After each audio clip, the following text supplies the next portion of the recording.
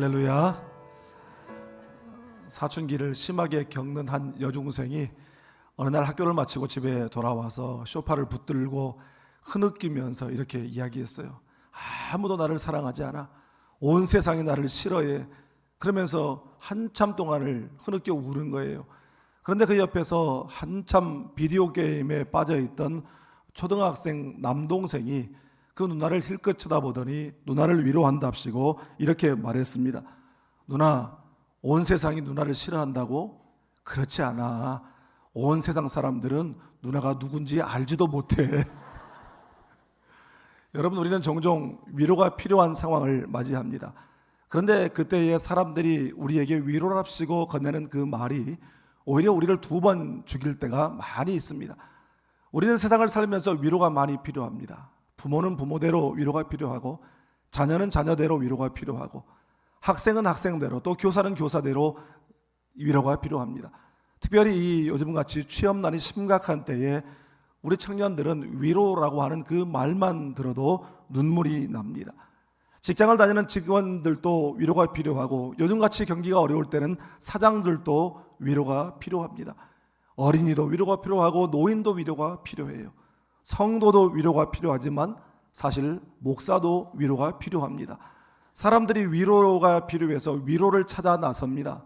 그런데 어떤 곳에서 무언가로부터 위로를 찾기도 합니다. 그래서 그런 것들로부터 위로를 얻기도 해요. 그렇지만 그런 것들로부터 얻은 그 위로가 유효기간이 길지 않다는데 문제가 있는 것이에요. 어떤 좋은 곳에 여행을 가서 좋은 장면을 보면서 우리가 위로를 받기도 하고, 좋은 공연을 통해서 우리가 위로를 받기도 하고 감동을 받지만 우리의 일상의 삶으로 돌아오면 또다시 위로에 목말라 하는 것이 우리의 삶인 것 같습니다. 오늘 본문에 나오는 이스라엘 백성들은 하나님께서 분명히 그들을 선민으로 택하여 세우셨음에도 불구하고 하나님 말씀에 불순종하고, 또 하나님이 아닌 다른 이방 우상들의 머리를 조아리며 그것을 절하고 음란하게 섬기는 우상 숭배로 말미암아 하나님의 징계를 받았어요. 그래서 이방 강대국의 침공을 받아 나라를 잃어버리고 성전이 파괴되어 버리고 수많은 사람들이 쇠사슬에 묶여 포로로 끌려가게 되었습니다.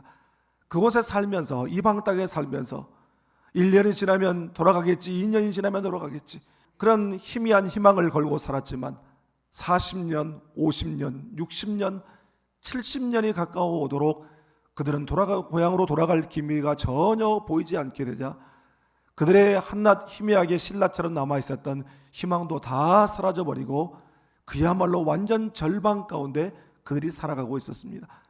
오늘 본문은 바로 그처럼 절망에 빠져있는 이스라엘 백성들에게 주시는 하나님의 위로의 말씀입니다. 또한 이 말씀은 그 어느 때보다도 힘겨운 상황 속에서 주님이 오시는 이 대림절과 성탄절을 맞이하는 현재 우리들에게 마음에 와닿는 하나님의 위로의 메시지라고 할 수 있습니다. 오늘 말씀을 통해서 하나님께서 우리에게 주시는 위로가 어떠한 것인가를 우리가 알고, 그 위로로 말미암아 우리가 힘을 얻고 소망으로 일어서고, 우리도 하나님께 받은 그 위로로 형제를 위로하고 일으켜 세우는 우리 모두가 다 될 수 있기를 주님의 이름으로 축복합니다. 먼저 오늘 본문 1절 말씀을 함께 읽겠습니다. 너희의 하나님이 이르시되 너희는 위로하라, 내 백성을 위로하라. 아멘. 본문 1절을 히브리어 원문대로 직역하면 이렇게 직역할 수 있습니다. 위로하라, 위로하라, 내 백성을 하나님이 말씀하셨다. 위로하라, 위로하라, 이 말씀으로 시작합니다. 그런데 이 위로라고 하는 이 말을 두 번이나 하나님께서 반복하신 이유가 뭐겠습니까? 내가 너희를 반드시 위로하겠다라고 하는 하나님의 강한 의지가 거기에 담겨져 있는 것이죠. 그런데 여기서 위로하다라고 하는 이 말은 히브리어로 나함이라고 하는 말을 쓰는데요, 이 나함이라고 하는 말은 위로하다라고 하는 말 외에도 숨을 크게 내쉬다라고 하는 그런 의미를 가지고 있는 단어입니다. 여러분, 우리가 언제 후 하고 숨을 크게 내쉽니까?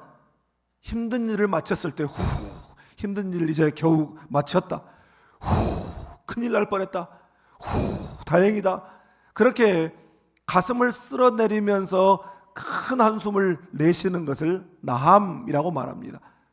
지금 이스라엘 백성들이 어려움을 당하고 포로로 끌려오고 절망 가운데 있을 때 하나님께서 그들의 가슴을 쓸어내면서 이제 살았다라고 하는 그런 위로를 그들에게 주시겠다라는 것입니다.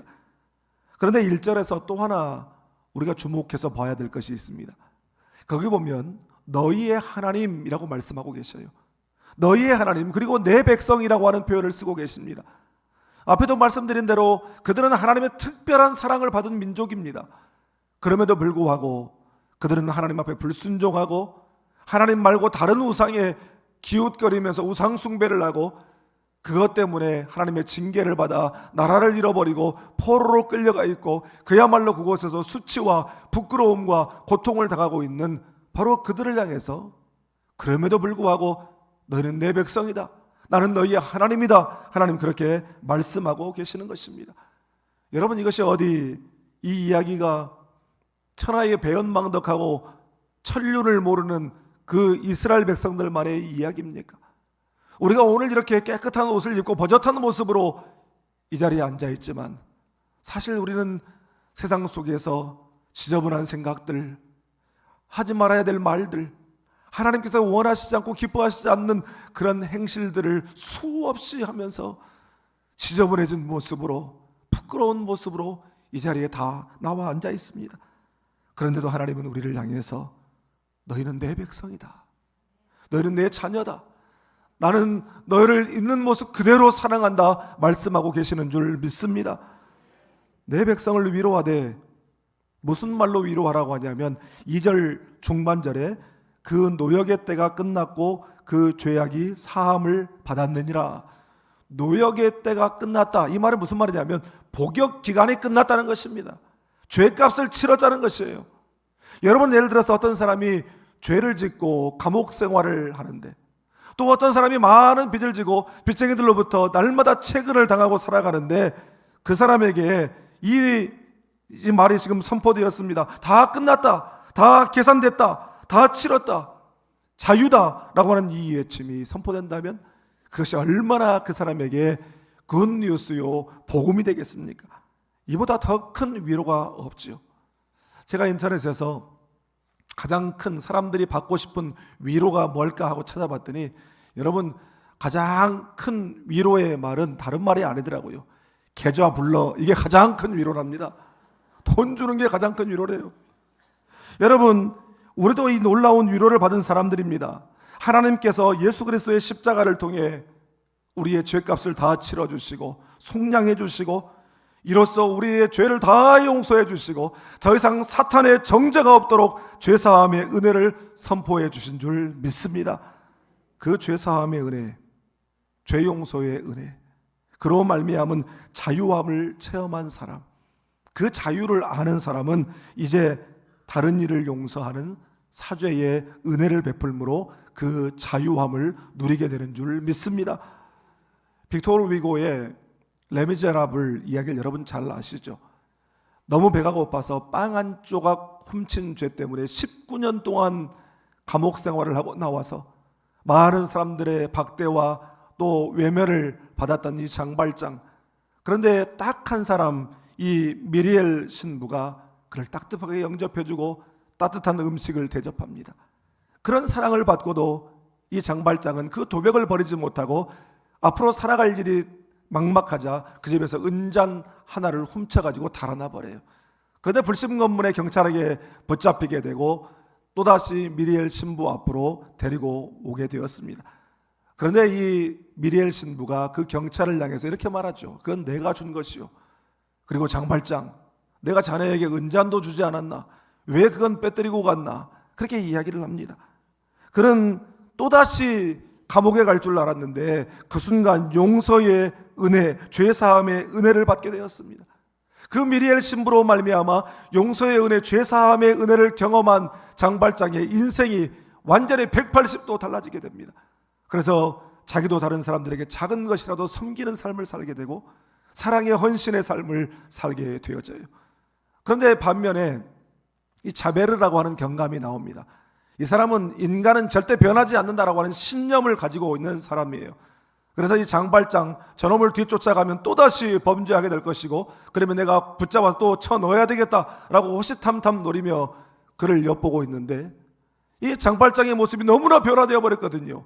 사랑의 헌신의 그 모습이 진심이거든요. 그 모습을 보고 자기의 그 무너지는 신념, 그 무너지는 자존심 때문에 결국 그는 견디지 못하고 자살을 선택하고 말았습니다. 여러분, 이 레미제라블이라고 하는 이 말은 이 프랑스 말로 불쌍한 사람들, 비참한 사람들 이런 뜻이에요. 그 소설에서 작가는 누가 정말 비참한 사람인가를 묻고 있습니다. 여러분, 정말 비참한 사람은 바로 죄사함의 은혜를 모르는 사람인 것입니다. 하나님의 죄사함의 은혜로 우리 모두가 자유함을 얻었으니 우리도 형제를 용서하는 사죄의 자유함, 사죄의 기쁨을 누리며 살아가게 되기를 주님의 이름으로 축복합니다. 다음으로 본문 8절 말씀을 함께 읽겠습니다. 푸른 마르고 꽃은 시드나 우리 하나님의 말씀은 영원히 서리라 하라. 아멘. 여러분, 지금 이스라엘 백성들이 맞이하고 있는 가장 큰 문제가 뭡니까? 북이스라엘을 멸망시킨 아수르, 그리고 남유다를 멸망시키고 땅을 황폐하게 만들고 성전을 짓밟고 파괴하고 포로로 끌어간 그 바벨론 제국. 여러분, 이것들은 이스라엘이 감당할 수 없는, 어떻게 해볼 수 없는 엄청나게 큰 문제들이었습니다.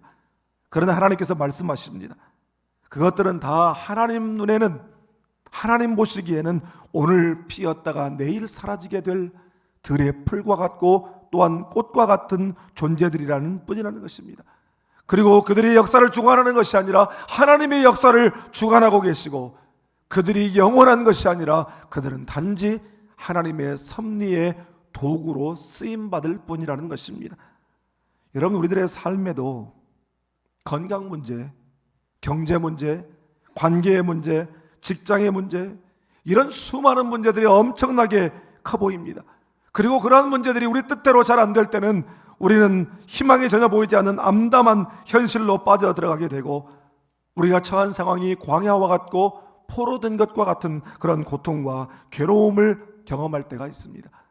여러분, 그러나 그럼에도 불구하고 그 어떠한 크고 강력한 문제도 하나님의 말씀 앞에서는 작은 것이요, 하나님의 말씀이 더 크고 위대하고 영원한 줄 믿습니다.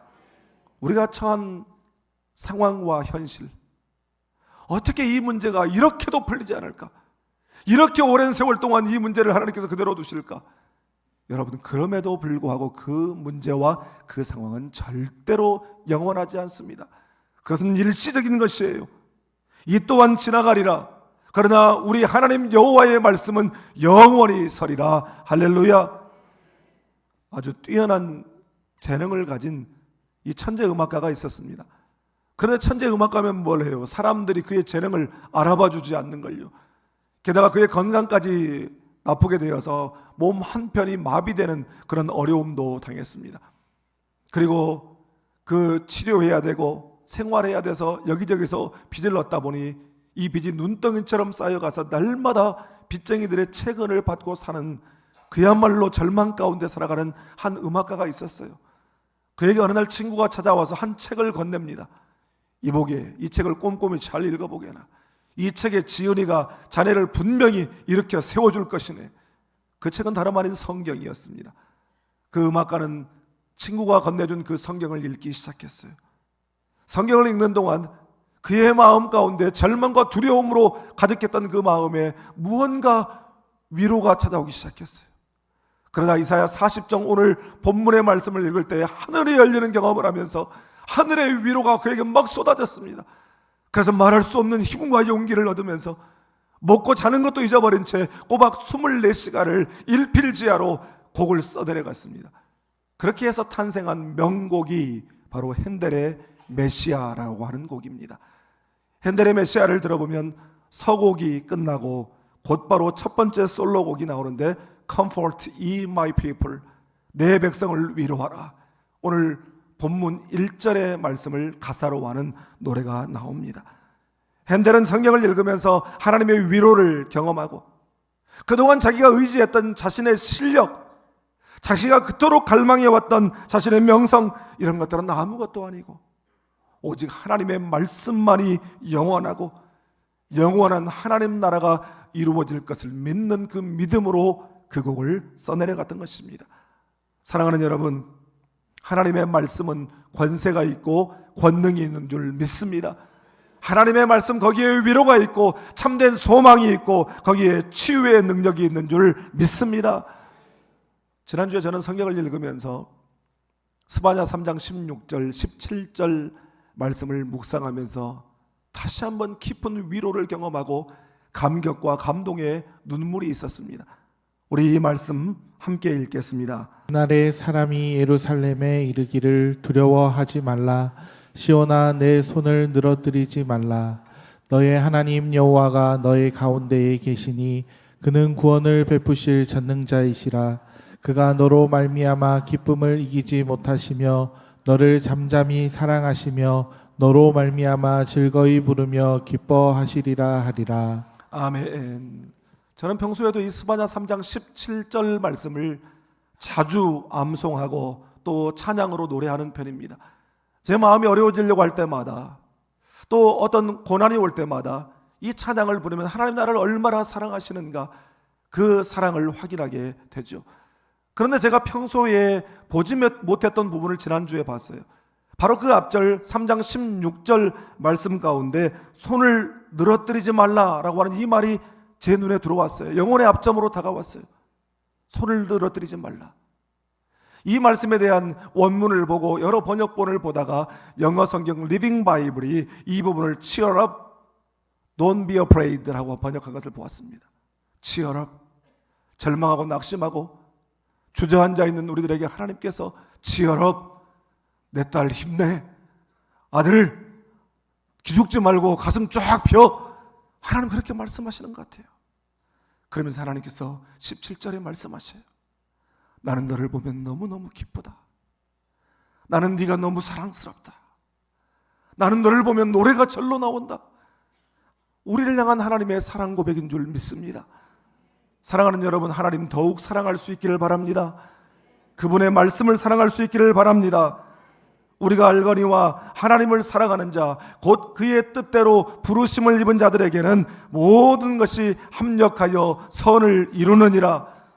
사랑하는 여러분, 말씀의 위로가 언제나 여러분과 함께 하시기를 주님의 이름으로 축복합니다. 마지막으로 본문 9절 말씀을 함께 읽겠습니다. 아름다운 소식을 시온에 전하는 자여, 너는 높은 산에 오르라. 아름다운 소식을 예루살렘에 전하는 자여, 너는 힘써 소리를 높이라. 두려워하지 말고 소리를 높여 유다의 성읍들에게 이르기를 너희의 하나님을 보라 하라. 아멘. 높은 산에 올라가서 힘껏 소리를 높여서 이 시온을 향해 전하며 예루살렘을 향해 전하라. 아름다운 소식을 전하라. 굿뉴스를 전하라. 이렇게 말씀합니다.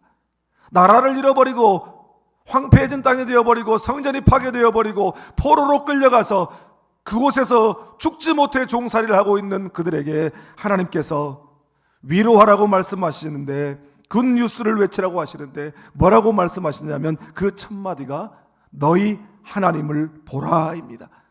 너희의 하나님을 보라. 이 말씀의 히브리어 원문을 보고 영어 번역본들을 봤더니 KJV 영어 성경은 Behold your God, 너희의 하나님을 보라 이렇게 번역을 했고, NIV 성경은 Here is your God, 여기 너희의 하나님이 계신다 이렇게 번역했어요. 여러분, 그러니까 이 말씀은 보라, 여기에 너희 하나님이 계신다 라고 하는 말씀입니다. 여러분, 이 말씀이 어떻게 이스라엘 백성들에게 위로가 될까요? 그들은 포로로 끌려와서 10년, 20년, 30년, 50년, 60년, 70년이 다 되어가는 그 시간들을 지내면서 이제는 하나님이 우리를 잊으신 모양이다. 이제는 하나님이 우리 민족을 버리신 모양이다. 이제 더 이상 하나님이 우리와 함께 하시지 않는 모양이다. 그렇게 절망에 빠져있는 그들에게 하나님의 큰 소리로 외치라는 것입니다. 보라, 너희의 하나님이 여기 계신다. 하나님이 여기 계신다. 하나님이 우리와 함께 계신다. 임마누엘. 여러분, 이것이 모든 문제에 대한 근원적 해결의 선포인 줄 믿습니다. 여러분, 하나님 없는 성공, 하나님 없이 달려가는 승승장구, 여러분 그것이 얼마나 오래 가겠습니까? 그러나 내가 지금 비록 고난당하고 있고 어려움 가운데 있고 실패했다고 할지라도 하나님께서 얘야 내가 여기 있다, 내가 너와 함께한다 말씀해 주시면 거기에 진정한 위로가 있고 거기에 진정한 소망이 있고 기쁨과 영광이 있는 줄 믿습니다. 본문 10절 11절 말씀에 주 여호와께서 장차 강한 자로 임하실 것이요 그가 다스리시고 그가 상급과 보응을 주시고 먹이시고 인도하시리로다. 할렐루야. 여러분, 창세기 28장에 보면 이 꽤 많은 야곱이 그 형 에서를 속이고 아버지를 속여서 장자의 축복권을 가로챈 일 때문에 에서가 그를 죽이려고 하자 그를 피해 하란으로 도망을 치게 되었습니다. 급히 도망을 치다가 이 날이 져서 밤을 맞이했어요. 주변에 인가도 없어서 그냥 길에서 쭈그리고 잠을 자는데 얼마나 무섭고 두려웠겠어요. 앞으로 살아갈 일이 얼마나 막막했겠어요. 그렇게 두려움 가운데 쭈그리고 자는 야곱에게 하나님께서 나타나셔서 하늘문을 열어주시는 환상을 보여주시고 또 야곱에게 놀라운 약속의 음성을 들려주시는 영적 체험을 하게 하십니다. 그러자 야곱이 그 자리에서 깨어나서 이렇게 고백하죠. 여호와께서 과연 여기 계시거늘 내가 알지 못하였도다. 하나님의 임재의 위로를 경험하게 된 것입니다. 사랑하는 여러분, 하나님의 함께하심, 하나님의 임재의 축복보다 더 큰 위로가 없는 줄 믿습니다.